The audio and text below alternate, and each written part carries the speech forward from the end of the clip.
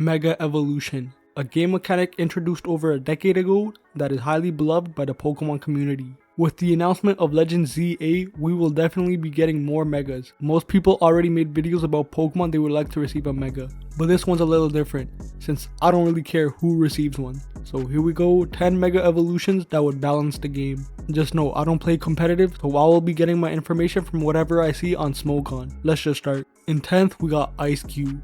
Introduced in Generation 8, it finds itself in the ZU tier, which according to Smogon is the lowest tier, meaning nobody uses it. The reason it ranks this low is because it has low stats and only has one setup. So when it Mega Evolves, it will have a stat split of this. It will get an increase in speed since it no longer can hold in items such as the Salac Berry, and so it can start outspeeding other Pokemons, alongside an increase in special defense and attack to allow for a better offense and bulkiness. As for how it will look, probably something like this. As you can see, it still possesses its species of being a penguin Pokemon, and since it's a penguin, it will remain an ice type. But you may notice and think that it no longer has an ice face, and can no longer change into its other form.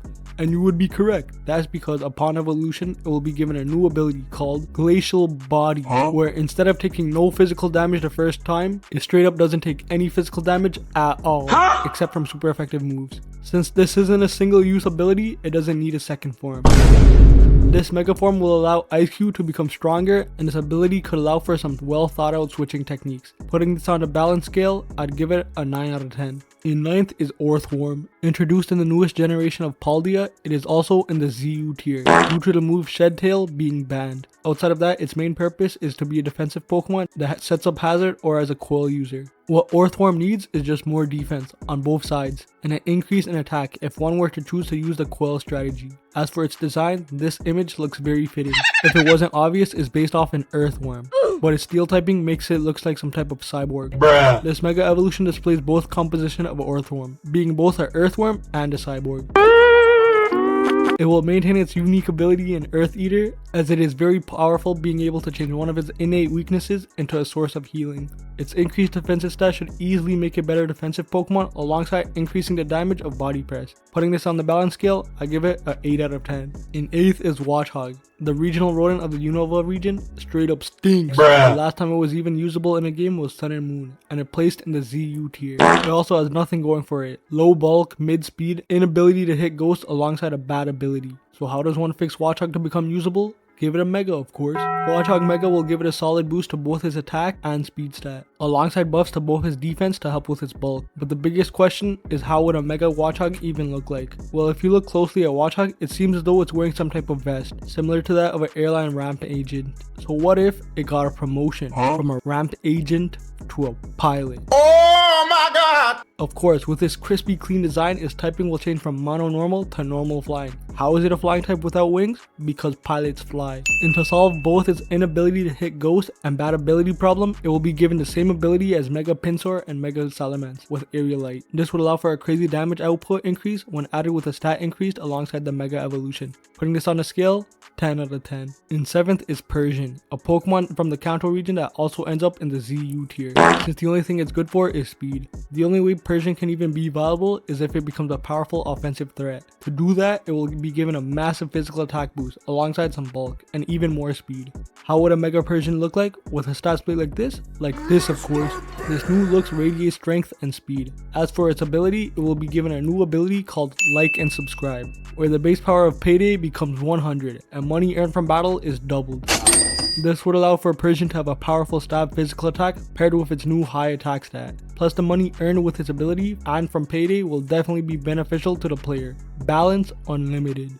And 6th is Shedinja. It holds the record for lowest stat of any stat category for all Pokemon. Last playable in the Sun and Moon games and finds itself in the ZU tier. It has an abysmally low base stat total and only 1 HP, allowing it to be defeated easily, despite its extremely powerful ability. How exactly would Shedinja function as a Mega? Well, the only possible way I can think of is fully optimizing its attack and speed stat to the max, while simultaneously decreasing defense to the minimum, since defense doesn't matter when you only have 1 HP.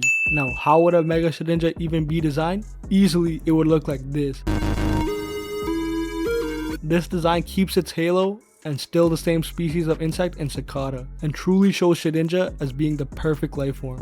Now, there is one huge problem. That is that Megas can't hold items, therefore causing Shedinja to be extremely vulnerable to anything. To fix this, it will be given a new ability outside of Wander Guard, one even stronger, called Ethereal Guard, which would read, this Pokemon can only be damaged by super effective moves and is immune to status conditions. This would allow for protection against weather, hazard, and status conditions. Now, you might think this would be broken and unfair, but I argue it isn't. First off, it only gains extra immunities after Mega Evolving, meaning prior to its evolution, it can still be poisoned, hit by weather, and step into Stealth Rock, while now having access to an item to help prevent them. The second problem is that even if you start the match off Rip Turn 1 with Mega Shedinja, a possibility exists that you can be defeated on that first turn by either Sucker Punch or just them being able to survive a turn. This would put a heavy downside on the user, as not only are you down a Pokemon, but you've already used your Mega Evolution for the game. But you know the saying, high risk, high reward. Balance, undetermined. In 5th is Snorlax, a Gen 1 Pokemon with pretty good stats. However, it is currently ranked in the PU tier for Scarlet and Violet. One of its biggest flaws is that its defensive stat is on the lower side, which is extremely bad because Snorlax's only weakness is fighting. You know, the type that on average has the highest physical offensive stat, and is capable of doing a lot of damage to Snorlax. So why not make it an unstoppable defensive wall with these following stat increases? Huge defense gain, plus some stats towards special defense and attack. How would such a tank, a behemoth, even look like? Thanks to Fortnite, we have this image of a possible Mega Snorlax. As you can see, Mega Snorlax shares the same body shape and color pattern as regular Snorlax. The resemblance is almost uncanny. But this new revelation might make you question, how much does Mega Snorlax weigh? This monster actually decreases in size upon Mega Evolution, from 6'11" to 6'3". It will also have the highest BMI amongst all Pokemon. What is BMI, you ask? That is Body Mass Index, calculated by a Pokemon's weight to height ratio. Now, I'm Canadian, so I'm going to be using the Canadian metric system to calculate. The formula for BMI is weight divided by height squared. Currently, the Pokemon with the highest BMI is Cosmoem with 99,990, and the height of Mega Snorlax is 1.9 meters. After calculating and moving numbers to the other side, we get a value of 36,096.4 kilograms.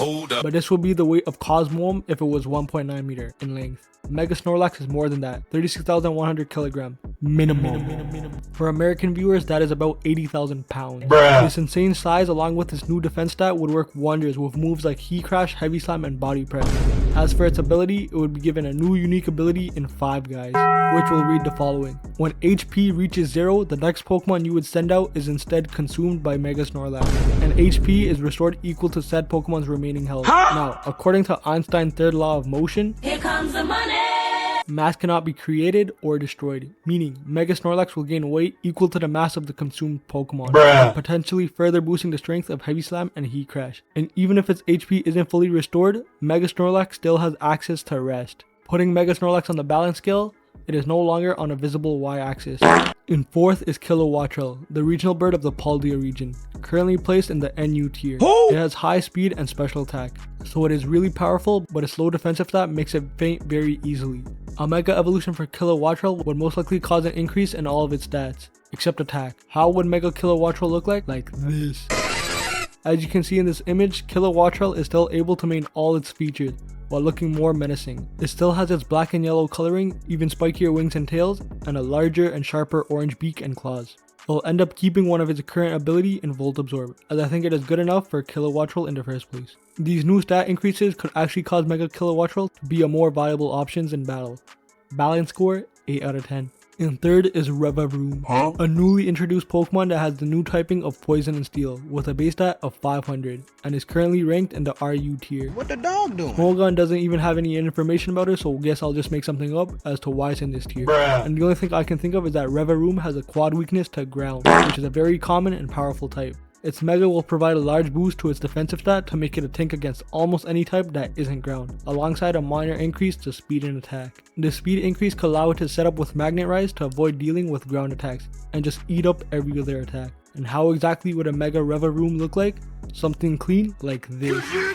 Like Revavroom, this Mega design shares a purple, I guess painting, I don't know what that is, alongside the fact that it also resembles a vehicle. just like Revavroom. But it goes further than that. Mega Revavroom is also able to display LED light. Now if one were to read the acronyms on LED together, you would get lead, which is a heavy metal that can prove to be extremely toxic. As for Mega Revavroom's ability, it will keep its ability of Filter to reduce damage received from fire and the devastating ground attacks. All in all, Mega Revavroom might actually see more usage if it can be able to deal with the ground weakness. Balance score 9 out of 10. In second is Sharpedo, a Pokemon who was released in Generation 3 that I personally thought looked super cool. It's unfortunate that during the Hoenn remakes it didn't receive a Mega Evolution. One of Sharpedo's biggest downside is that it has good stats for both attacking stats, rather than being optimized to just one category. This leaves very little stats to be distributed into its defensive categories.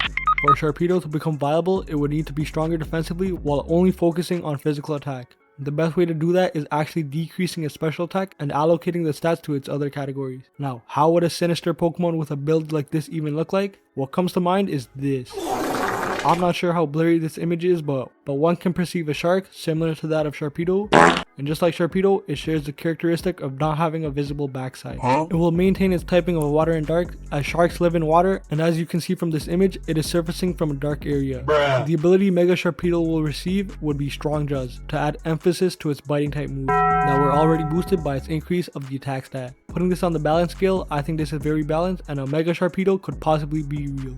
And first is Hydrapple. This Pokemon is one of the most recent released as it came out during the Scarlet and Violet DLC. Alongside being the newest, it also has the highest tier rank out of all Pokemons on this list at UU.